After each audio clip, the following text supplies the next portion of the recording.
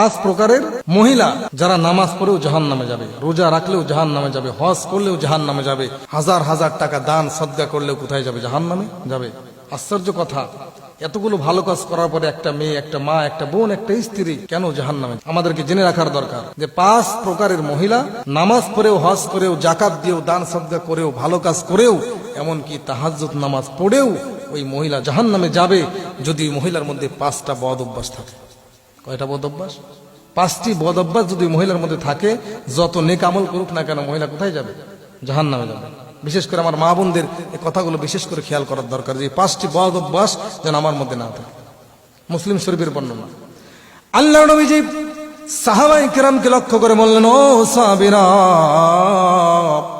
দুনিয়ার ভিতরে পাঁচ প্রকারের মহিলা এমন হবে, পাঁচটি বদ অভ্যাস যদি তাদের মধ্যে থেকে থাকে অবশ্যই তারা জাহান্নামে যাবে, আল্লাহ তাদের উপরে নারাজ হয়ে যাবে।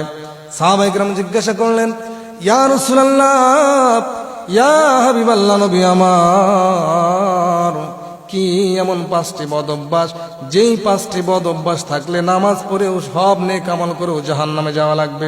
নবীজি জানিয়ে দিলেন মুসলিমের বর্ণনা, এক নাম্বার, যেই নারী তার মাথার চুলগুলোকে খোলা রাখার অভ্যাস করে ফেলবে। যেই মহিলা তার মাথার চুলগুলোকে খোলা রাখবে, পরপুরুষের সামনে মাথায় কোনো ঘোমটা দিবে না, কাপড় দিবে না, নিজের চুলকে পরপুরুষকে সামনে নিয়ে পরপুরুষের সামনে গিয়ে দেখাবে, এমন মহিলা যত নেক আমল করুক না কেন জাহান্নামে যাওয়া লাগবে। পরপুরুষকে, এমনকি নিজের বাবার সামনেও যুবতী মেয়ে সব সময় মাথা খোলা রেখে বা বেপরদা হয়ে নিজের বাবার সামনেও সব সময় চলাফেরা করা জায়েজ হবে না, পরপুরুষ তো দূরের কথা। এজন্য এক নাম্বার, যেটা পাঁচটির মধ্যে এক নাম্বার হলো যে চুল খোলা রেখে, মাথা খোলা রেখে, মাথায় ঘুমটা না দিয়ে যেই মা, যেই বোন বাহিরে চলাফেরা করবে বা পর পুরুষকে চুল দেখাবে, এরকম ভাবে বেপরদাভাবে চলাফেরা করবে, এই মহিলার কোনো ইবাদত আল্লাহ তাআলার কাছে গ্রহণযোগ্য হবে না। দুই নম্বরে নবীজি বলছেন, যেই নারী তার স্বামীকে দেখলে মন খারাপ করবে, স্বামী ঘরে আসলে মনটা বেজার হয়ে যাবে, স্বামীকে কোনো মূল্যায়ন করবে না, স্বামীকে কোনো দাম দিবে না, স্বামীর বদনাম করবে, স্বামীর উপার্জনে খুশি হবে না, স্বামীর প্রশংসা করবে না, স্বামীকে তার পছন্দ হবে না, স্বামীকে ভালো লাগবে না, যার কারণে স্বামীর সঙ্গে খারাপ ব্যবহার করবে, স্বামীর সঙ্গে তৈতকারী কথা বলবে, স্বামীর সঙ্গে ঝগড়া করবে, ওই স্বামী যদি তার ব্যবহারে নারাজ হয়ে যায়, ওই মহিলার কোনো ইবাদত কবুল হবে না। তিন নম্বরে নবীজি বললেন, যেই নারী তার স্বামীর সাথে মিথ্যা কথা বলবে, স্বামীর অজান্তে বাইরে চলে যাবে, স্বামীর অজান্তে অনেক কিছু করে ফেলবে, স্বামী যদি জিজ্ঞাসা করে তুমি কি বাইরে গিয়েছিলে, বলবে না, যাই নাই। স্বামীর অজান্তে মানুষের সঙ্গে কথা বলবে, অন্য মানুষের সঙ্গে কথা বলবে, পর পুরুষের সামনে সংস্পর্শে তারা গ্রহণ করবে, পর পুরুষের সামনে চলাফেরা করবে, স্বামী যদি জিজ্ঞাসা করবে মিথ্যা বলবে স্বামীর সামনে। এই তিন নম্বর গুণ, স্বামীর সঙ্গে মিথ্যা বলার কারণে ওই মহিলা সব আমল করার পরও জাহান্নামে যাওয়া লাগবে। চার নম্বরে নবীজি বলছেন, যেই নারী তার স্বামীর উপার্জনে খুশি হবে না, স্বামী যা উপার্জন করবে তার উপরে খুশি হবে না, বেজার হবে, ওই নারীর ব্যবহারে যদি স্বামী নারাজ হয়ে যায়, বেজার হয়ে যায়, নামাজ কালাম যতই পড়বে না কেন ওই নারীকে জাহান্নামে যাওয়া লাগবে।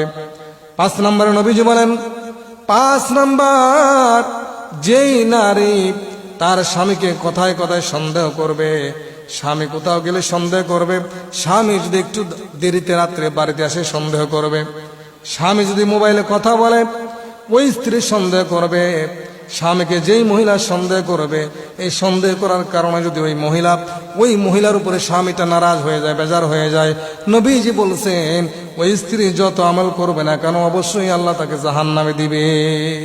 এই জন্য মা বোনদেরকে বলবো, পাঁচটি বদ অভ্যাস। এক নম্বরে, মাথা খোলা রেখে মাথার চুলকে পরপুরুষকে দেখানো যাবে না। দ্বিতীয় নম্বরে, স্বামীর অনুমতি ছাড়া বাহিরে যাওয়া যাবে না। তিন নম্বরে, স্বামীর সঙ্গে মিথ্যা কথা বলা যাবে না।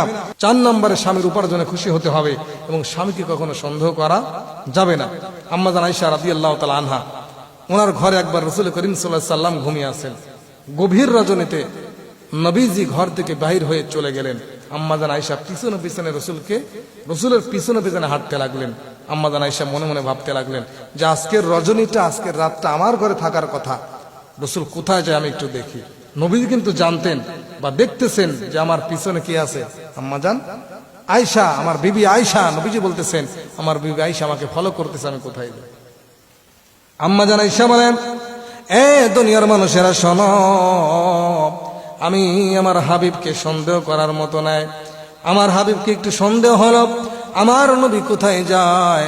আমি পিছনে পিছনে খেয়াল করে দেখলাম, আমি মনে করেছিলাম নবী অন্য বিবির ঘরে যাবে, কিন্তু আমি দেখলাম না না, আমার নবী অন্য বিবির ঘরে গেলেন না।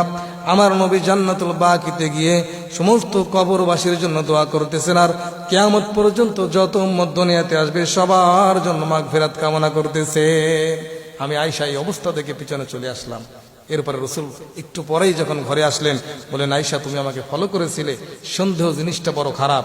যেই স্বামীকে স্ত্রী যত বেশি সন্দেহ করবে ওই সংসারে কখনো শান্তি আসতে পারে না। এই জন্য আমি মা বোনদেরকে বলবো, অবশ্যই এই 5টি বদ অভ্যাস আপনাকে ত্যাগ করতে হবে।